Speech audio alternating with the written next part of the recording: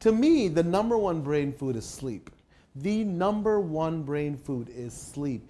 And what's happening is in the Western world and in other parts of the world, including Southeast Asia, Africa, people are on the go. It's how do you put in 29 hours in 24, often 15, and you're constantly being pressured. Now that we have devices, you can get more work done, so which is great. I'm not against efficiency, but what's happening is that we're not allowing our body to rest. So why do I say sleep is brain food? Sleep allows your brain to regenerate, to have the rest it needs to be able to repair itself. One of the biggest problems that we have is that the brain is not allowed to get enough rest, enough oxygen.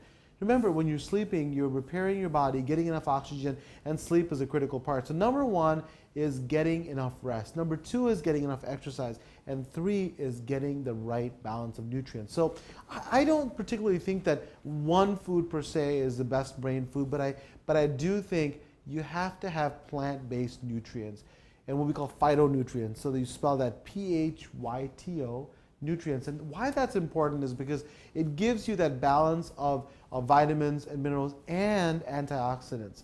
One of the biggest things that the brain needs is to not damage itself. Remember, think of all your little thoughts that you have. Every one of those thoughts is produced by something called a neuron.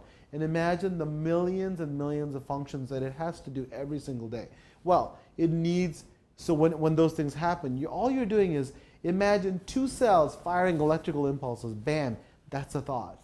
That's every action in your brain are electrical impulses that are going through and you're interpreting as a thought. So if you're doing that millions of times a day, you need stuff that helps you repair it. If you don't, then your brain will be damaged. So it's important to have antioxidants. So the things I talked about is, let's have foods like blueberries, like kale, like vegetables that have antioxidants.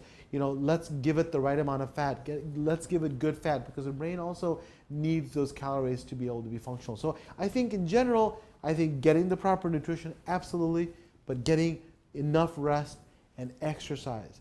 The last one is you've got to move. And it doesn't mean just go to the gym 3 times a week, lift a bunch of heavy weights, run 55 miles or 20 kilometers, whatever you're doing. It's not that. It's incorporating movement into your life every day. We have a slogan that we talk about, be your own health hero. What that means is that make your health the most important part of your life.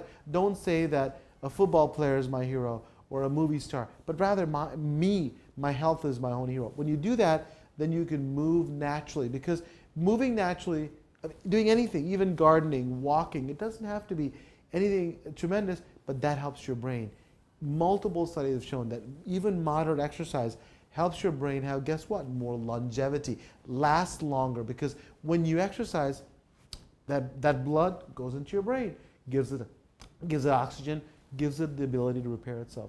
And that's what you need. So not just foods per se, but rest and exercise are really important brain foods.